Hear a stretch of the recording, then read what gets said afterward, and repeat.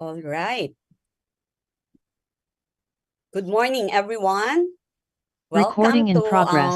Ateneo de Manila University's Department of Economics and Ateneo Center for Economic Research and Development Seminar Series. My name is Maha Rabago. I'm one of the associate professor at the Economics Department and also head of the research committee that organizes this seminar. We're very glad this morning to have our speaker and also in our audience colleagues from IMAP, the one that manages the electricity spot market.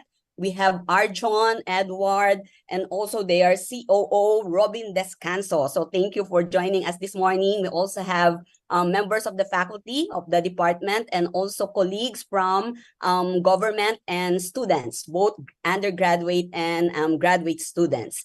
Before we start, for those of you who has joined us, I hope you like our virtual tour of the university, because we still do the seminar via Zoom, but hopefully next semester we'll also do it hybrid, face-to-face and also online. Just to remind you of our house rules, we will let the speaker finish his presentation first before we entertain questions. Zoom participants, kindly stay muted and stop sharing your video during the duration of the presentation, except of course our speaker. During Q&A, please virtually raise your hand and wait to be acknowledged. You may unmute and show yourself when asking your question. Our participants on YouTube, please post your questions in the comment section and we will read them out for you. Slide videos and other materials from the seminar are posted on our website and also in our YouTube channel only when the speaker gives their consent for sharing them. This morning, our speaker gives his consent for posting the recording of this seminar. I'm very pleased to introduce our speaker, who is an energy and environmental economist whose research focuses on U.S. fossil fuel markets, electricity in the developing world, and the energy agriculture groundwater nexus.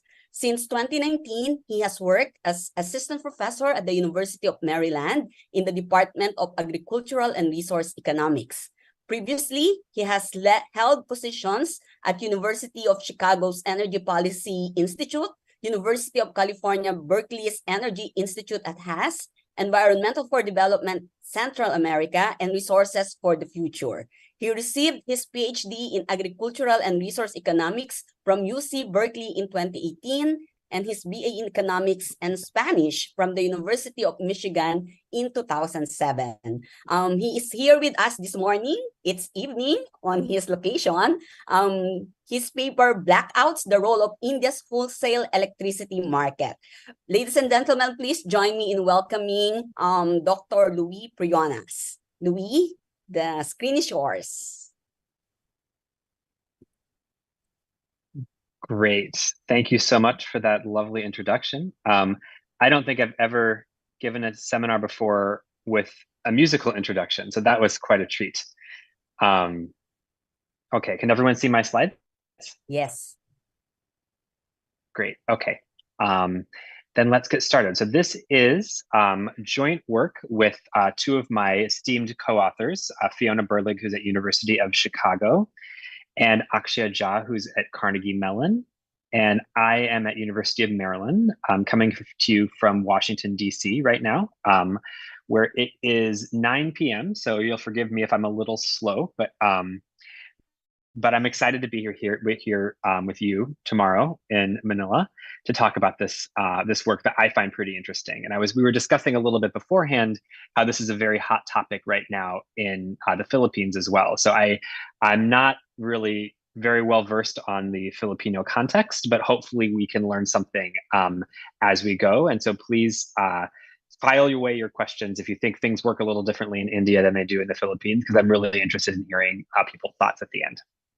Okay, so I want to get started by showing this chart from a paper by Paul Gertler, Ken Lee, and Mushfiq Mubarak from 2017. And it's a really stark comparison, I think. So on the left panel here, this is showing a bunch of large cities in sub-Saharan Africa.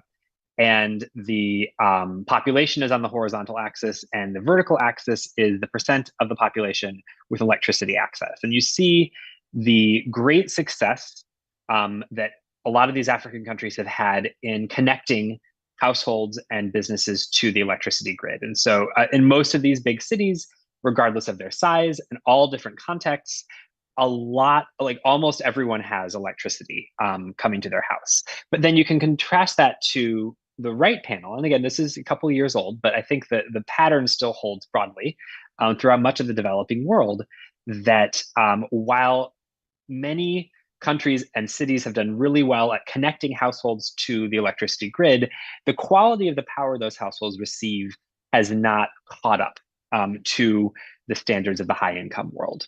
And so if you look at Lagos, for example, where they have close to 100% connection, over here on the right, can people see my mouse, hopefully? On the right panel, there's a really, really poor connection, and only about 10% of households have a reliable electricity connection. And so this is really kind of shifting us towards a new paradigm. You know, the paradigm in electricity and development for many years was, how do we connect households to the grid? And I think that question is kind of, we've made so much progress on that globally that we're now thinking a lot more about the quality of the power that households receive.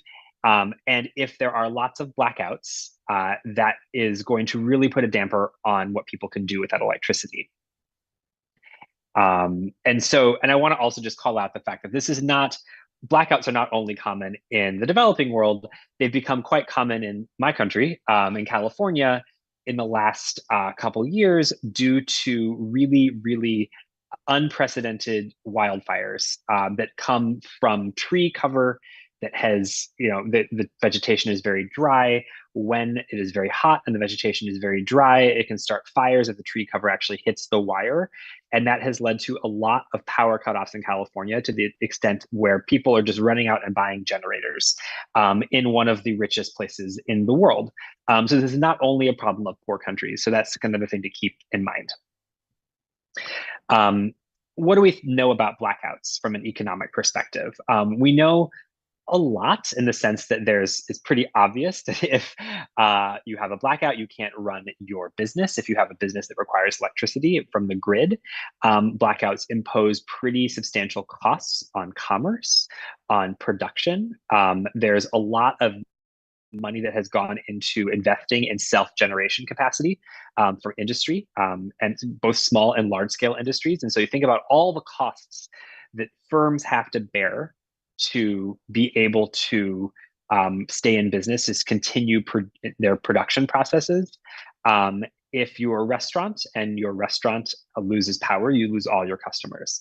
It's not like you're a factory and you can just start up when the power comes back. It actually is really, really detrimental. So think about all of the restaurants that have had to invest in generators and all the cost of those generators. You think about all the restaurants that don't invest in generators and just lose business. And then there are all the restaurants that don't even exist because the power quality is not such that they could stay in business. So this is just one example from a Wall Street Journal article from 2015 that, it's a pretty obvious thing if you think about how much of our modern economy depends on electricity being consistently available. And so we ask ourselves, why do blackouts occur? And I think you're probably thinking in the back of your head that there are two types of reasons why blackouts could occur. One reason could be that there's a lot of infrastructure that is just failing, or it's old, or it's a poor quality, or there are weather events and a tree falls on a power line and a transformer blows up, and all of those things happen. So Sean McRae in 2015 wrote a seminal paper on the infrastructure quality trap in Colombia, whereby utilities don't actually have the incentive to invest in more infrastructure because people don't pay their electricity bills. They don't actually use as much electricity. And so there's this vicious cycle where in a developing country setting, the infrastructure is poor and there's no incentive to improve it. So that's one reason why you might have blackouts. If you think about those images I'm sure you've all seen of a power pole with a bunch of wires people have hung onto it that kind of disrupt the voltage, and that causes local disruptions in the power quality, that's one class of power outage. One other reason why blackouts could occur could be just insufficient technical capacity or generating capacity. And so this was pretty prominent in Ghana in the 2015, 2016, 2017 period, where there were really there were just not enough power plants to provide power to all the people who wanted it. So this is kind of a big, longer run structural problem where there's a lot of money that goes into investing in power plants and a lot of, it's actually difficult to get all those power plants running. They may not be able to run all at once. And so countries are forced to brown out their population. So we're going to introduce in this paper a different class of outage category, which is there's not that the infrastructure is bad. It's not that there aren't enough power plants to generate. It's that the utilities who are providing the power are actually choosing not to satisfy all of the demand. And so you're asking, why would utilities choose not to? And there's a lot of reasons why, but we're going to get there. But that's just, the setting India is actually like one of the biggest causes of blackouts in India, the setting of this talk, is actually that there is a surplus of generating capacity, but power cuts remain because the utilities are operating at a deficit. And so an electric utility doesn't actually have the financial solvency to provide enough electricity to all consumers because the price that they are forced to charge for that electricity is below their costs, right? So that's a whole other distortion and thinking about the regulated electricity tariffs that we're not going to get into in this talk. What we're going to try to do is demonstrate that this mechanism exists, that the utilities actually choose to provide less when their costs are high. And then we're going to try to quantify how much the blackouts could be reduced, how much we could improve, or India could improve the quality of its electricity provision if it got rid of some distortions in supply of electricity that actually raised those costs. That's a lot. I'm going to kind of unpack that in the next couple slides. Okay, so the first thing we're going to do is we're going to demonstrate that the demand for electricity is downward sloping in the wholesale market in India. So what does that mean? Normally, we think about the demand for electricity in the retail market. So households have a specific price that they pay, and they demand a certain amount at a given price. But in the wholesale market, power plants sell to utilities. And so the utilities are actually the buyers in the wholesale market. And we're going to show that they have downward sloping demand for that electricity. And then what we're going to do is instrument for the cost of electricity that they pay, that they pay for, with the proportion of power plants that are on an unexpected equipment outage. So something went wrong with the power plant and it can't generate on a given day. And then we're going to then use that to estimate demand, basically, where the dependent variable is the quantity of electricity that is supplied, that is purchased in the wholesale market, and that is supplied in the retail market. Okay, so that's the first piece of this puzzle. The other piece of this puzzle is that we're going to document supply side misallocation, right? So what I just told you is that when the costs go up, there is less power that the utilities will give to consumers. Well, I'm going to also show you that there's a lot of distortions in supply, the wholesale supply of electricity, that are pushing those costs up. So that's the other piece of this, right? If demand slopes down and the costs are inflated, that causes the equilibrium quantity to fall. That's just, and I'll show you a picture of this just to kind of fix ideas in a second. But the misallocation we're going to focus on is what we're calling discretionary outages.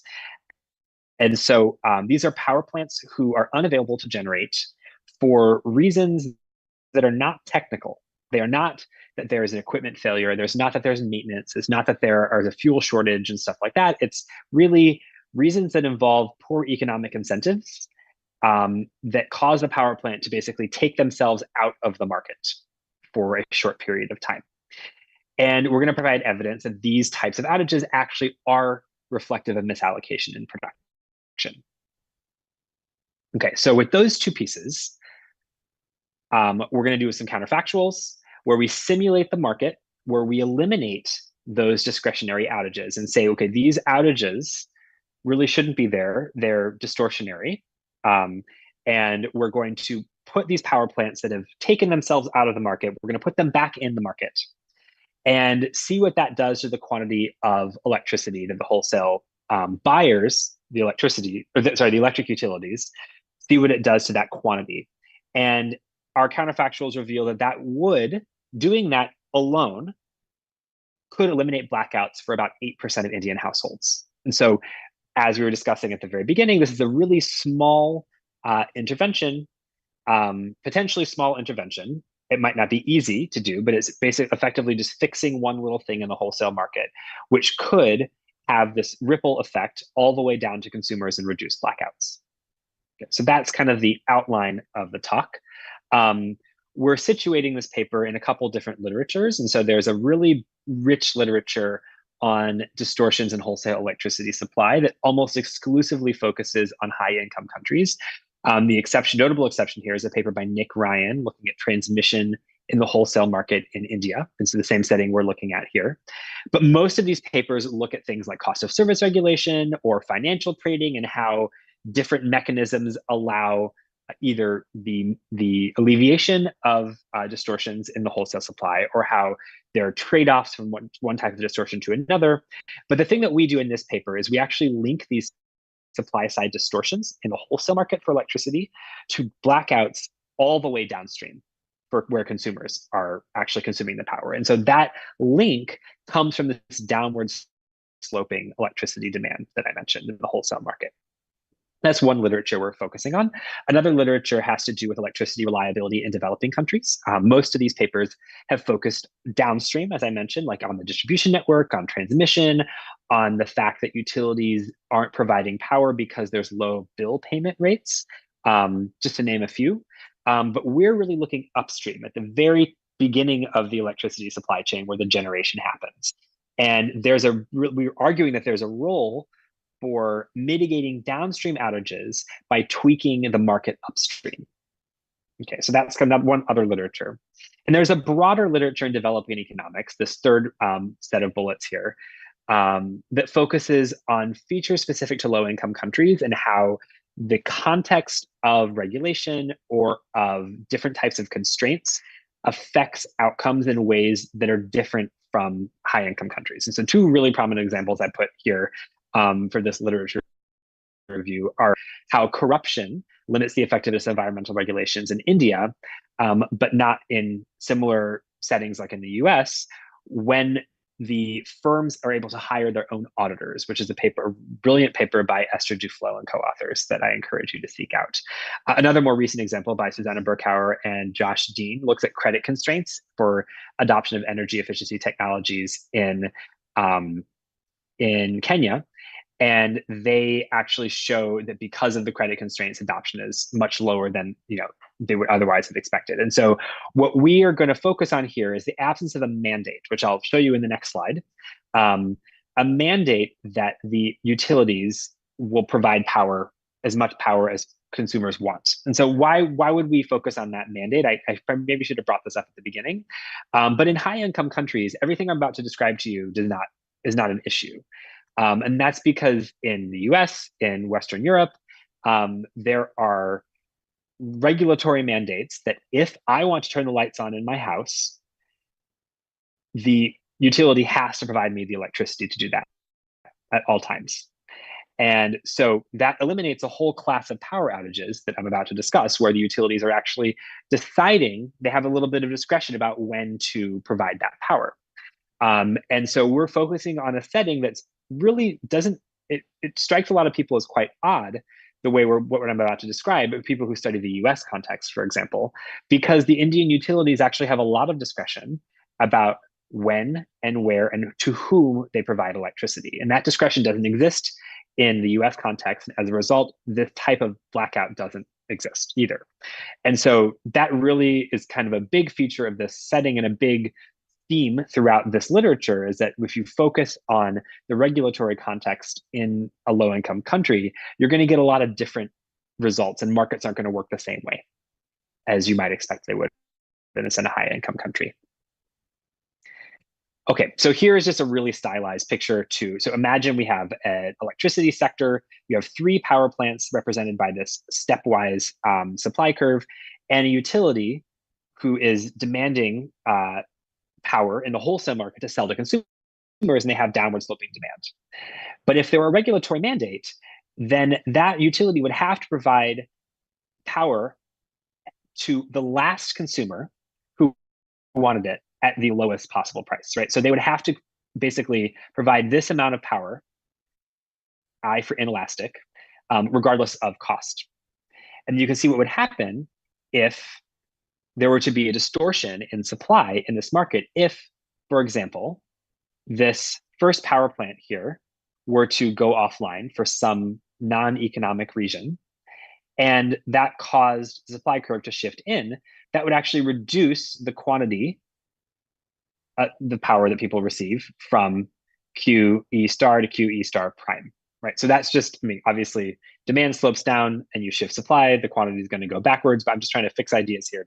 You know, that the thing about electricity that is unique is that this wholesale market distortion affects retail consumers in real time because the lack of storage. And so this is blackouts, right? If the cost of electricity goes up and the utility decides to buy less of it, there will be blackouts.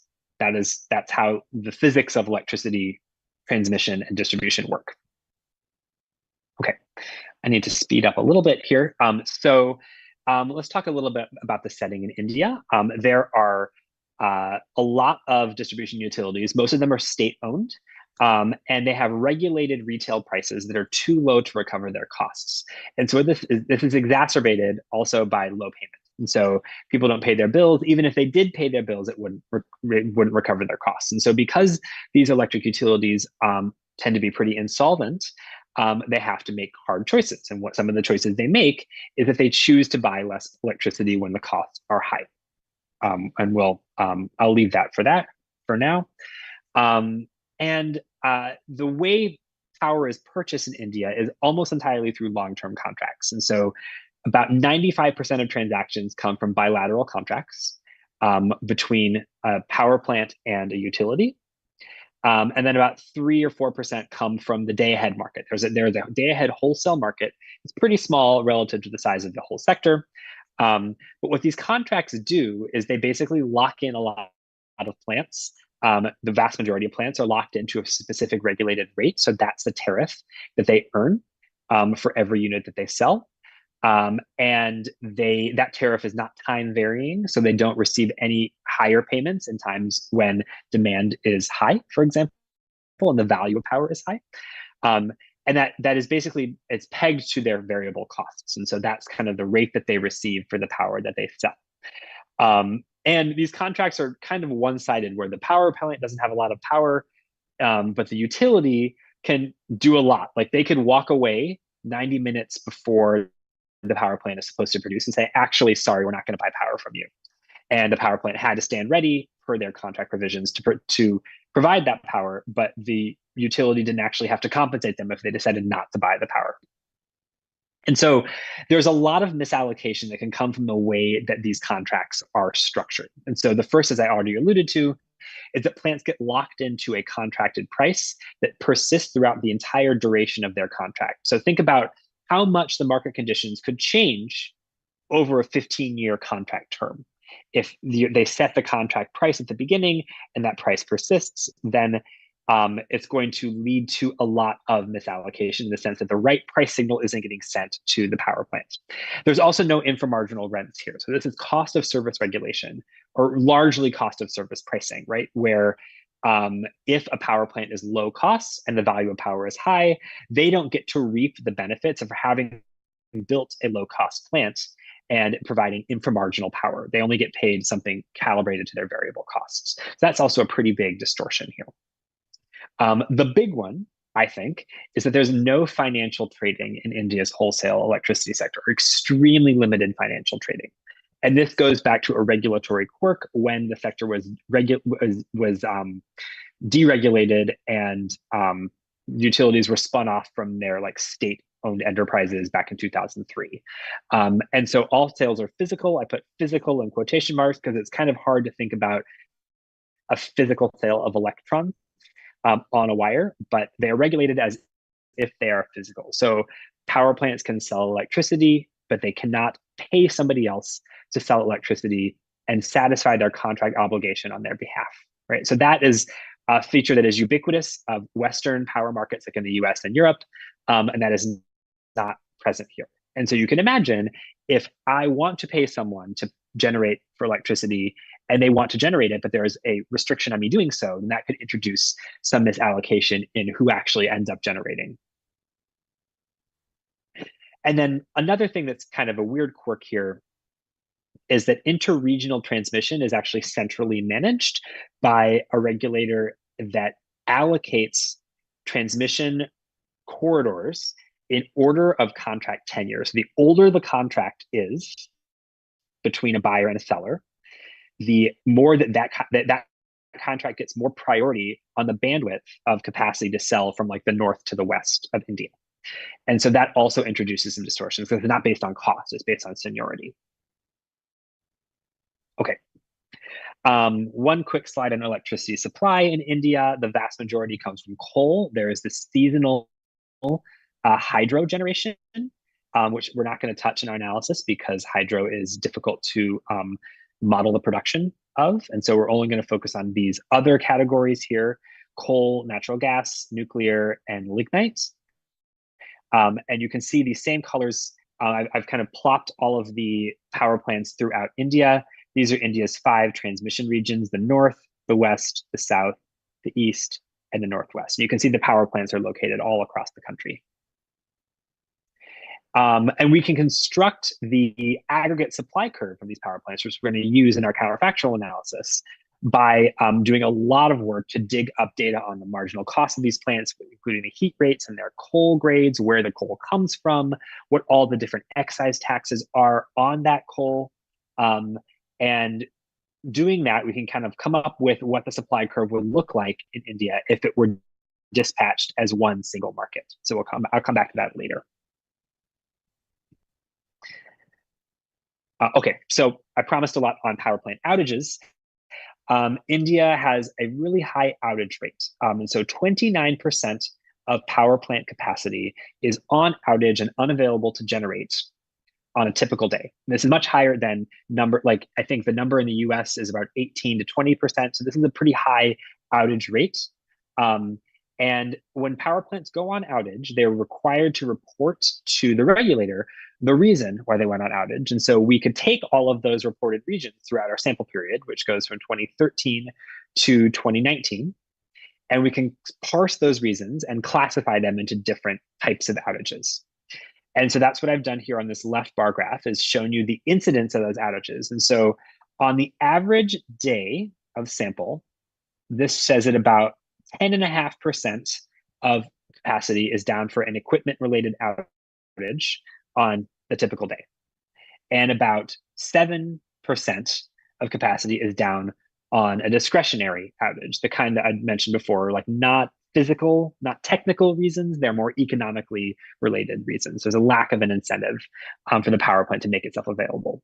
And then there is maintenance and fuel shortage, and there's grid problems, water shortage. All these categories kind of pale in comparison to the big 2 that I've highlighted here. And we're going to focus on equipment outages and discretionary outages here.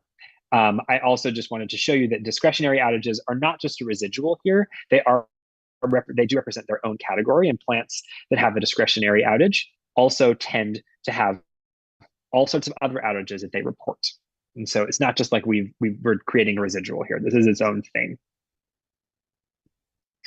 Okay, so the first category we want to focus on is the equipment outages. And we're going to treat these as plausibly exogenous. They're going to be our instrument for estimating demand in the wholesale market. These are technical failures at the plant. And so there are things like the ash handling system has problems, or there's a leakage in the water wall tube. These and a whole host of other reasons. And this is just some really simple kind of correlations I'm showing you with these regression tables, that if you regress the share of a plant's equipment outages, or what portion of capacity is on an equipment outage, and regress that on some demand shifters like temperature, right? Higher temperatures should increase demand. That is not associated with any statistical patterns in terms of when these outages would happen. It doesn't, like, plants are planning to have technical failures, right? We can also regress it on the forecasted energy requirements, so how much the regulator thinks demand will go up in the next month.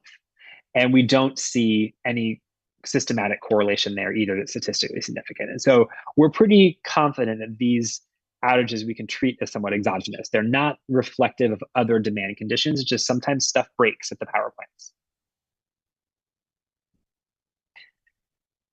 On the other hand, discretionary outages, we are pretty confident are reflective of misallocation. And so here's a lot of reasons why. They typically last about 1 to 5 days, and they come the majority of are coming from a small set of plants. So you can think about these as plants that are somewhat marginal in their decision to decide to make themselves available or not on a typical day.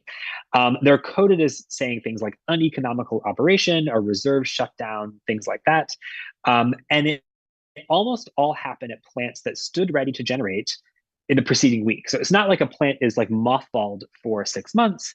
This is a power plant that is generated or was ready to generate last week. This week has decided it's not worth it to even have our workers show up and fire up the boiler in case somebody calls on it to generate. They're uncorrelated with transmission congestion, with ramping, so it's not like it's reflecting dynamic operating constraints of the plants, and they're not correlated with coal stockpiles. So this is not the same thing as there being a fuel shortage. That's a separate category that I put on that chart a couple slides ago. They happen at high-cost plants, they happen at low-cost plants, and they're reflective of misallocation, likely due to that contracting structure I talked about, where there's just some hitches and some frictions about what plants are going to get paid to generate, whether that actually reflects their true value of generation, and the fact that they can't actually pay somebody to generate in their stead. Okay. So what are we going to do for our analysis? We're going to estimate a simple two-stage least squares system where we regress, in our reduced form at least, we're going to regress the total quantity of demand in the wholesale market on the equipment outage rate. So this is the proportion of power plants in a state S, region R, day T that are down on equipment outage. We're going to use state fixed effects and day fixed effects and region by days fixed effects, or sorry, region by month, region by year fixed effects. That's going to get us this reduced form. So if equipment outage rate removes plants from the supply curve, increases costs, does that actually cause demand to fall? The second stage regression is we're going to actually use the equipment outage rate as an instrument for the average variable cost. We're not using the marginal cost here. We're using the average variable cost to reflect the fact that plants aren't actually dispatched in a market. And so average variable cost is reflective of utilities' average cost of procuring power across the full range of power plants, both low cost and high cost power plants. And these are our regression results. So I'll focus here on columns 1 and 2. This is our reduced form. We estimate that the outage rate increasing by 10 percentage points causes a, I'm doing this math in my head right now, sorry, I put it on the next slide. So I'll just skip to this interpretation here. And so we have a point estimate for that reduced form of 0.18. And so that basically is, we need to convert that into units we can understand. And so the one standard deviation of this equipment outage rate is about 0.08.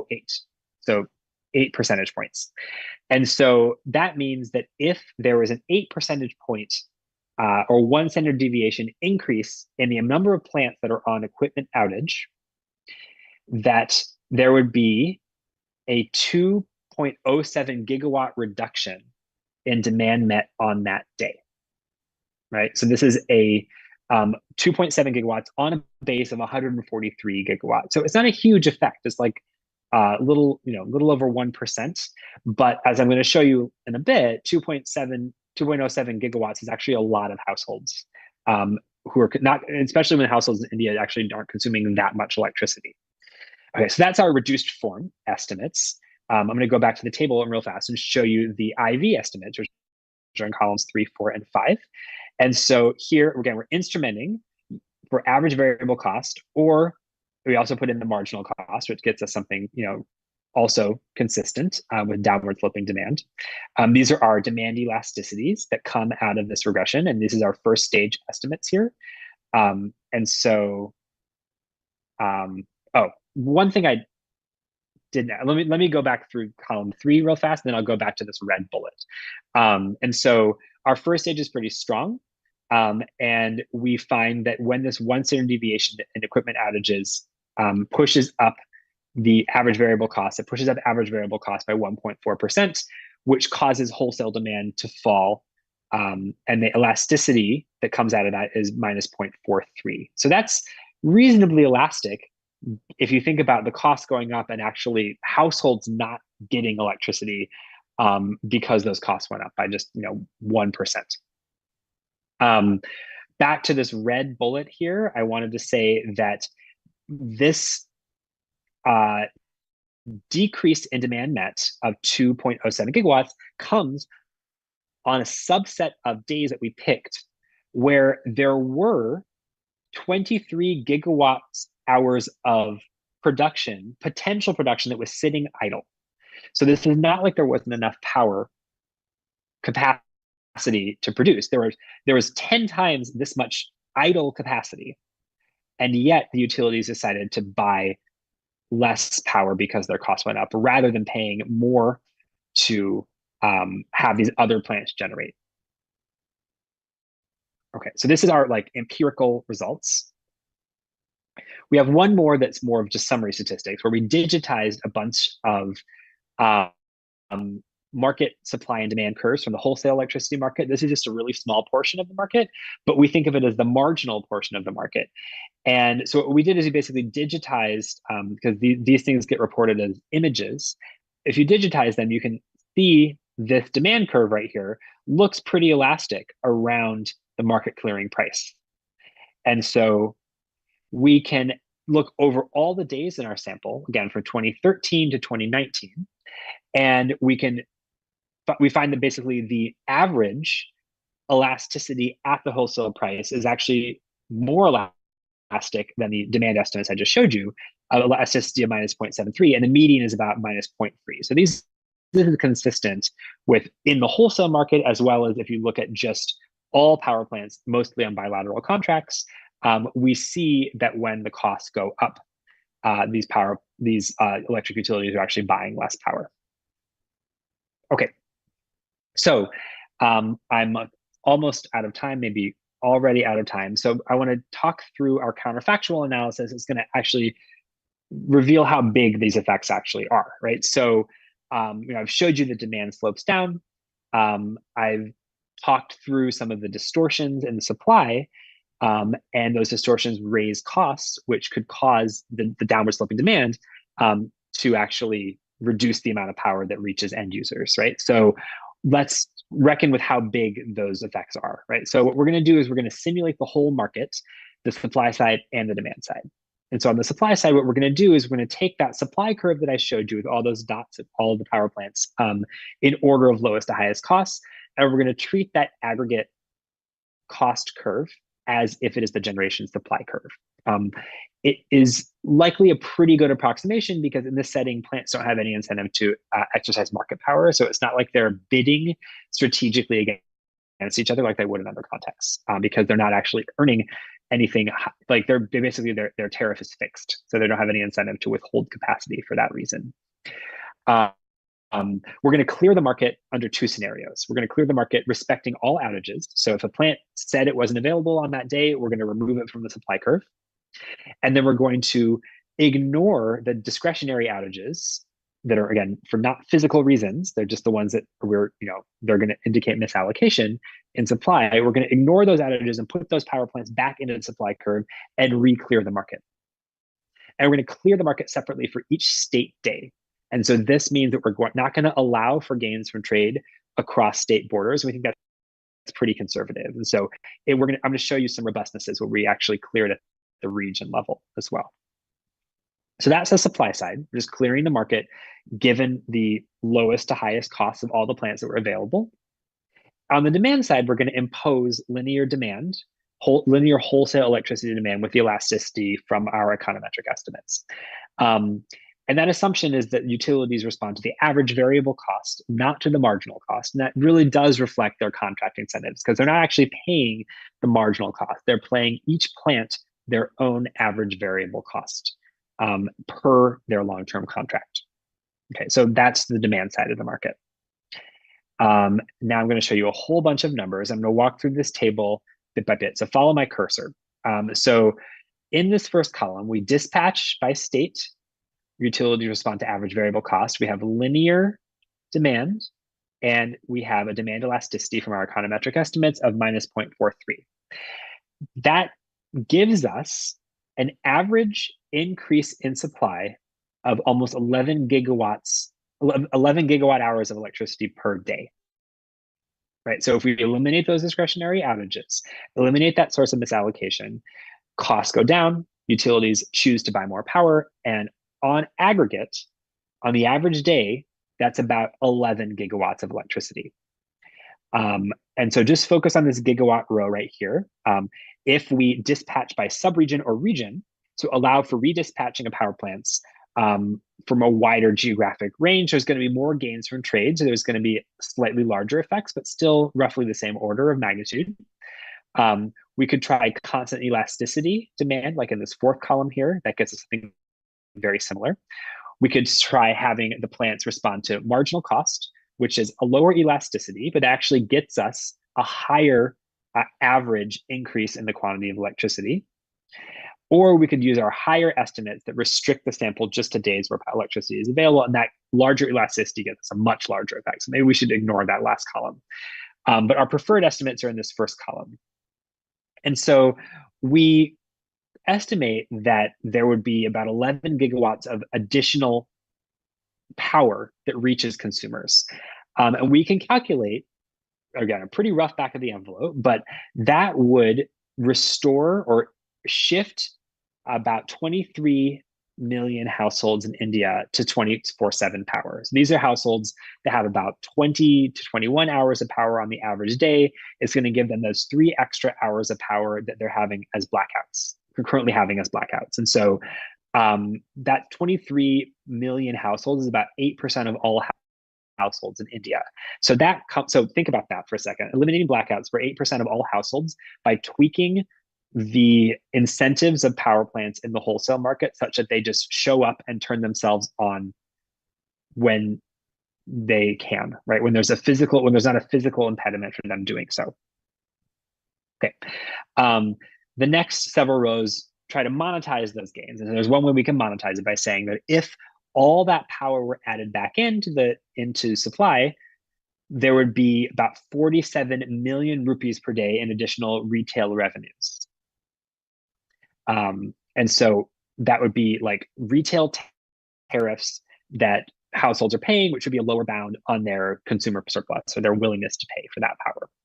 We could also think about all the investment the households currently make that they wouldn't have to make in backup technologies like inverter systems that basically charge a battery on the roof and then, or somewhere in their wall, I guess, and then discharge that battery when the power goes out. Those operating costs are not trivial. And so if you think about all of the avoided costs, the total avoided cost would be at 125 million rupees per day. And you can think about avoided costs of backup generators or gensets, as they refer to in India. That would be a total avoided cost of about 680 million rupees per day across the country. So think about that's per day. So you think about aggregating this up over years, these become pretty substantial economic benefits if we could tweak this feature of the wholesale market, eliminate a lot of outages, and give people more consistent power supply. Okay, so conclusions. I think I'm a little bit over time, but hopefully we still have time for some discussions. Wholesale demand is downward sloping in India, wholesale electricity demand, and these discretionary outages represent a major source of misallocation in supply.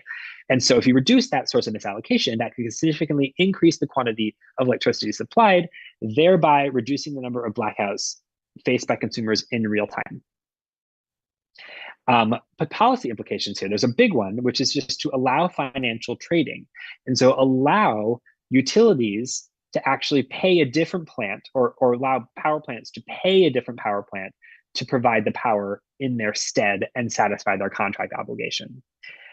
There is some very nascent trading for hour-ahead markets and for renewables during our sample happened right after our sample period in India. So there is a little bit of this, but I think the biggest lesson that we take away from this is that robust financial trading could help unlock the full benefits of the infrastructure improvements, such as all of these new renewables that the Indian government is putting in, and transmission upgrades that are going, hand in hand with those renewables. And so that seems to be a pretty big low-hanging fruit for reducing deadweight loss in the Indian electricity sector. Okay, so I'm going to stop there.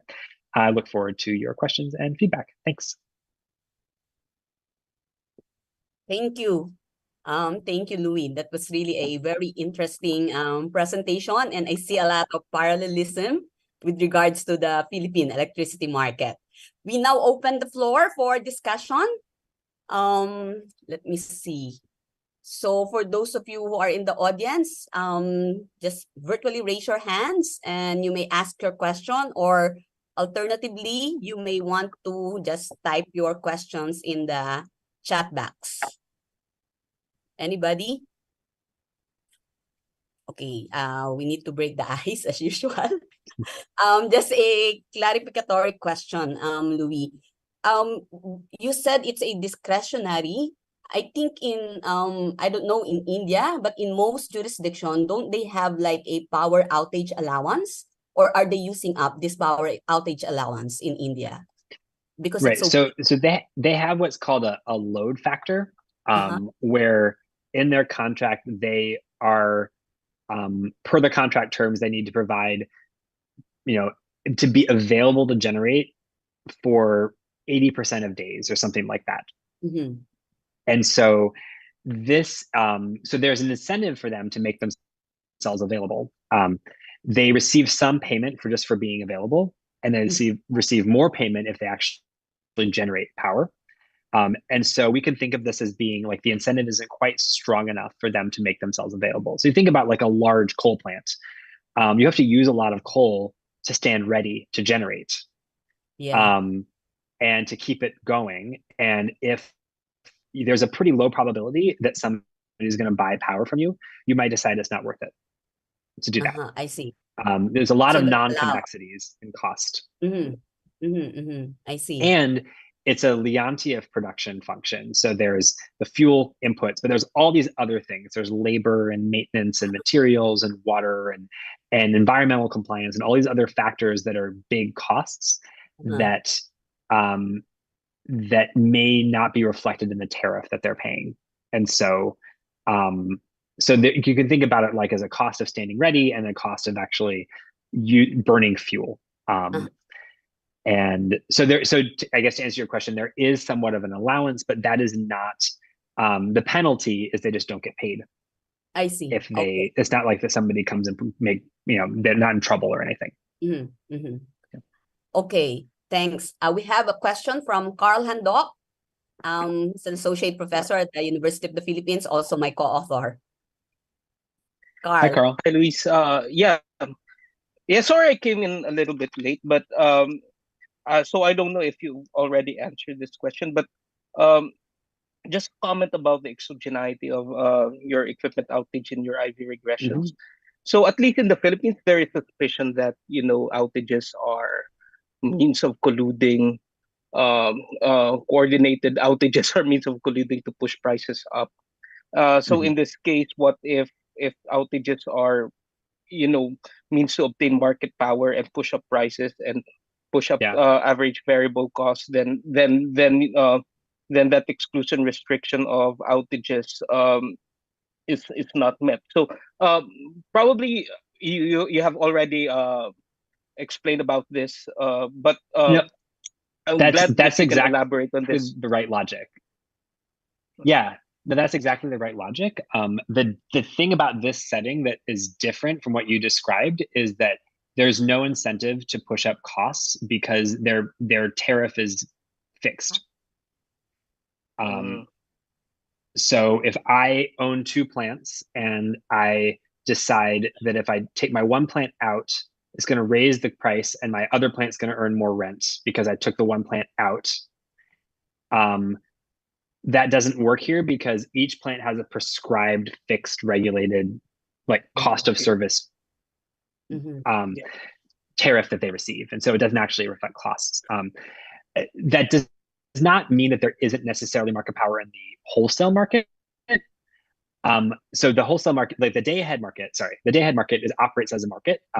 It's very small relative to the full sector. So even if there is market power in that smaller market, it's not going to spill over to the full market.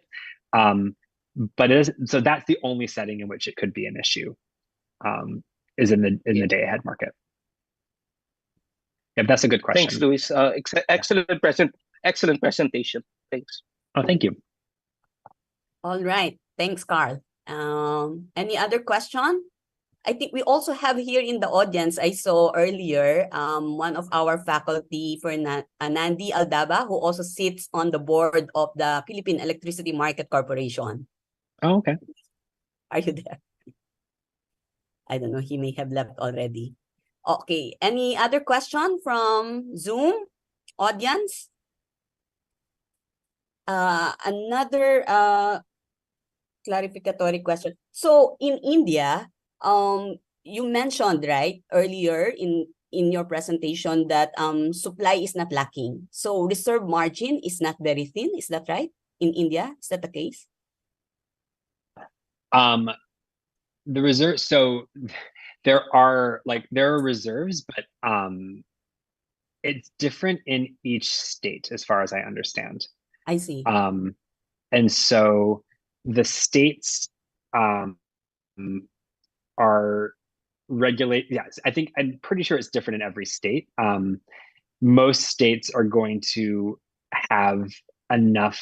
I have another paper on this looking at the trading between the states. But most states are going to, because of the way the grid developed, there's not a lot of trading as you might suspect there would be. And so there are not there are gains from trade if you built all the coal plants where the coal is.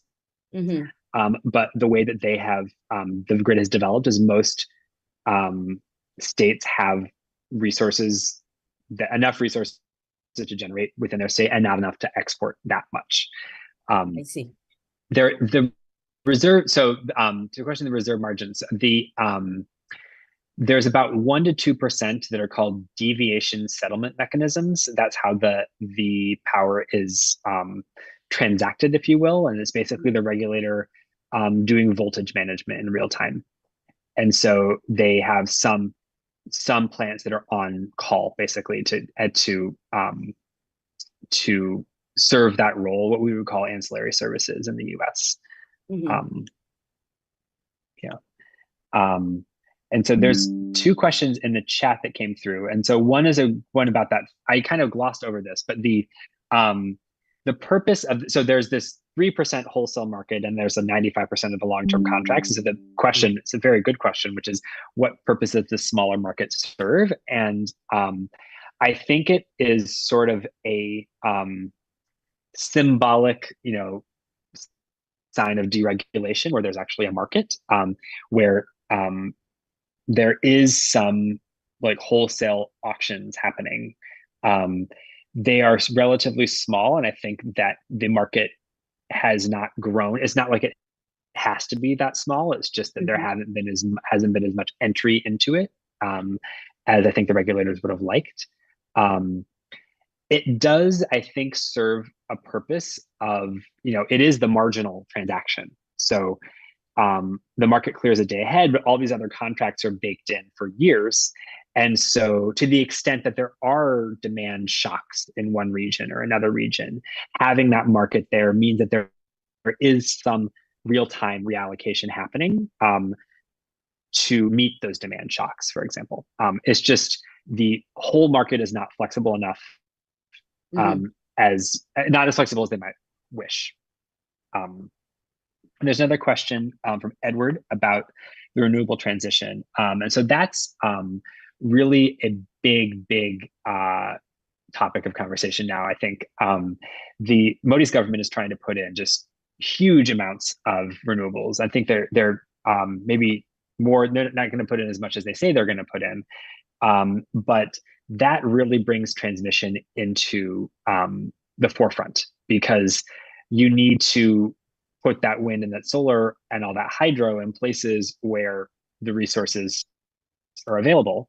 And just to take hydro in particular, there's almost all the hydro is in the north, in the Himalayas. And so the demand centers tend to be not in the north, they tend to be in the west and the south. And so you have to get that power, to the demand centers. And so much of the wind and the solar is going in the north and the west as well. And so what this will do is likely, a lot of new contracts are going to come online if the government's really serious about supporting renewables. They're going to be really good contracts at really low prices. And so that's going to put a lot of these legacy coal plants even further out of the money.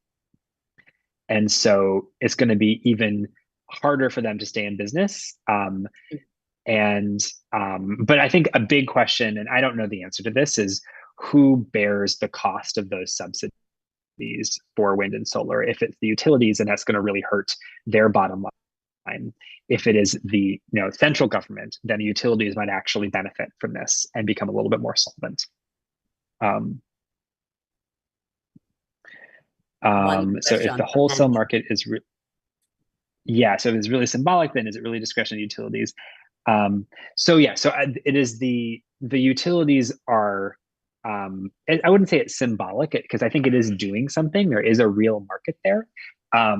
It just isn't as robust as, it's a small market. It doesn't cover most of the electrons that are sold. But think about like an absence of that market, right? You have a traditional dispatch where you have a utility that has a service territory and it owns a bunch of contract assets, and it gets to decide on any given day which contracts it's going to call on to provide power.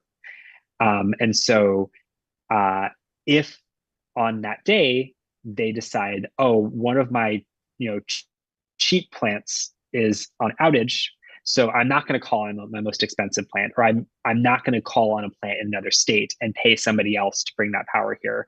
I'm just going to I'm just going to have a blackout, right? That's their discretion, right? That's their discretion of not providing that power. The same is true in the wholesale market. It's just you can actually see it in that demand curve where they're bidding in how much they're willing to buy at each price. And as the price goes down, they bid more and more and more. In the US, that demand curve that I showed you, that was that stepwise demand function, or that really long elastic demand curve, would be vertical, because the utility knows that even if the price is high, it has to provide power if it's able to do so. Can you entertain one last question from Edward? Yeah, so do electricity market prices reflect the actual cost of generation? No, they do not. And so the wholesale prices are determined by the regulator based on what they determine their variable costs and their fixed costs of operating are. But those wholesale prices, I think that there's an incentive to shade down the variable cost and shade up the fixed cost, because the power. So in other words, there's a procurement process. So in the bidding process, you have to like bid what the contract. So you have to say, oh, I'm going to provide power at this cost. And so you want the power plant to get built. And so you make it seem like it's cheaper to do that. And as a result, I think I said it backwards: shade down the fixed cost, shade up the variable costs. And so it actually affects so the power plant basically is going to look like it has a different cost profile than it actually does. And then, many years go by and fuel costs change and procurement costs change. I mean, coal prices are regulated, but that doesn't necessarily reflect the actual cost of the commodity. And so a lot of prices are regulated, but I don't think they actually reflect the real opportunity costs at play here. The retail tariffs are a whole other question, because the retail tariffs are below what most of the utilities' operating costs, marginal operating costs, are. And so I don't think either of them is reflective of cost. I see. Okay. So Edward is from IMAP, the one that manages the wholesale electricity spot market in the Philippines. And Nandi is one of our faculty and former dean of the School of Social Science. Oh, great. Well, thank you so much for coming. Okay. And there's one other question from Yul, who just asked if the discretionary outages is being uncorrelated with transmission. That actually is a finding. I didn't put the regression in the slides, but that is a finding that we have. And so it's not like these discretionary outages happen more on days when you can't send power to other places, for example, because there's too much congestion. So we can show that that's uncorrelated. Okay.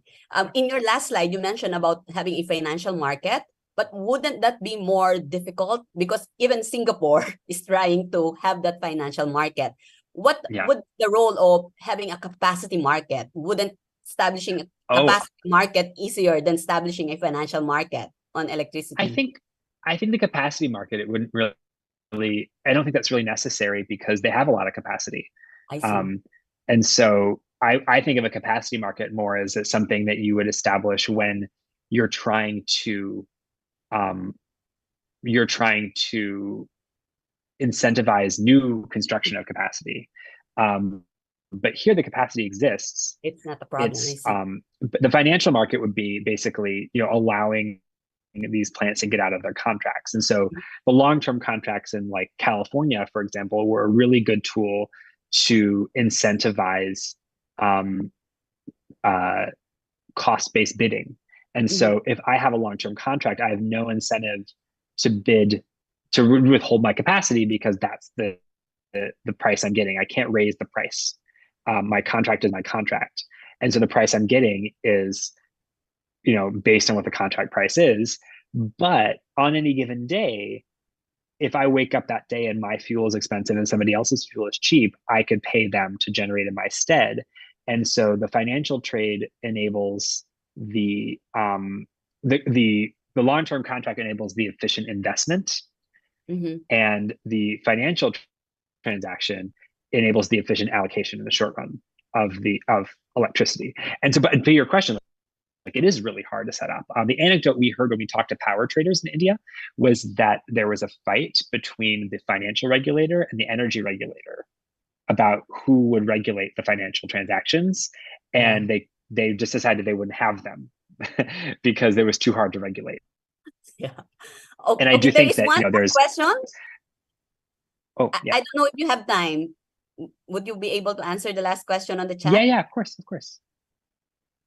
Yeah, so is it part of the recommendation for wholesale electricity markets to play a bigger role or to impose stricter regulation of long-term contracts? I think more the former. I think having a more of a market-based design would improve outcomes. I think that these are really rigid contracts, and so adding flexibility. The contracts exist as they are, so you can't really unravel them legally, but being able to say to index the fuel prices more to the market conditions, or being able to incentivize plants to generate more on hot days, for example. And so that's what the financial trading would do, right? Would enable a plant to, if a plant has a really low tariff and it decides to not show up that day because, or decides, let's say it has their maintenance. We're going to do our maintenance every fourth Saturday. That's our schedule. That's when we're doing our maintenance. It so happens that this fourth Saturday, when we're doing our maintenance, is the hottest day of the year. If I'm the power plant, I don't have any incentive to shift my maintenance to Sunday from Saturday because I have a contract. The contract gives me the same price for every day. But if somebody else could come and pay me to generate, even though I have that contract, they could pay me more commensurate with the value of electricity on that really hot day, then maybe I'd shift my maintenance schedule around. And this is the thing that there's a really great paper by Lucas Davis and Catherine Wolfram looking at electricity at nuclear plants in the US before and after deregulation. It's a fabulous paper, and nuclear power plants are baseload, right? They're always in the money. Yet they find that after deregulation, when they went from cost of service pricing to full inframarginal rents for these power plants, so they're always in the money, but they went from barely in the money to really in the money. They got 8% more efficient. And it's just because the incentive was so strong that they got better at their maintenance. They had better engineers. They paid better staff. Like everything was just operated more efficiently. And so I think a lot of the problems with cost of service regulation that comes from these contracts is the incentive just isn't strong enough. And a stronger incentive, whether it's from a wholesale market or whether it's from the ability of financial traders to come in and pay someone above what their contract is because there's a lot of value there to the system.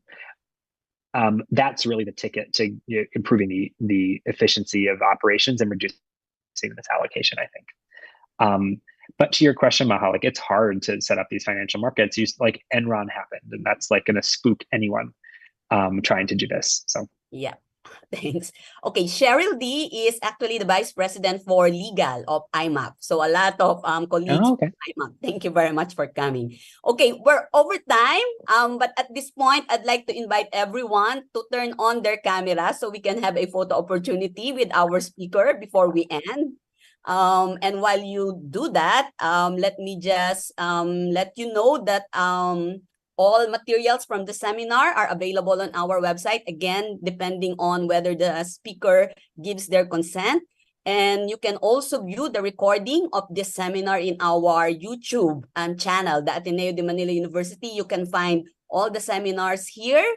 And I'd like to invite you to our next seminar. It's still on electricity and economic development, evidence from half a century in the Philippines. This is from Dr. Kyle Emmerich from Tufts University. And for those of you who are requesting certificate, Rainier and Andy is now posting the link for that request. So you can just send in your request form. And before we end, before we have our photo opportunity, I'd also like to thank Rainier, Aya, and Rudel for support in organizing this seminar. Okay, now, so everybody's ready. Please turn on your camera. Rainier and Andy, please take our Yes. Hello, so I'll be taking the photo. Please turn on your cameras. If you're not turning it on in the next one, we'll assume that you won't be turning on. Okay, I'll give a couple more seconds for everyone. All right, so I hope you're ready. Taking the photo, I'll be taking 2 photos. Please smile. 3, 2, 1. All right, that's 1. We have 1 more. You can still turn on your cameras. Taking the photo in 3, 2, 1. All right, we're good. Thank you. Thank you very much. So please join me in thanking Louis, Dr. Louis Prionas. Thank you for that very interesting presentation. We don't want to keep you. Have a good evening. Thank you so much. Bye-bye. Bye-bye.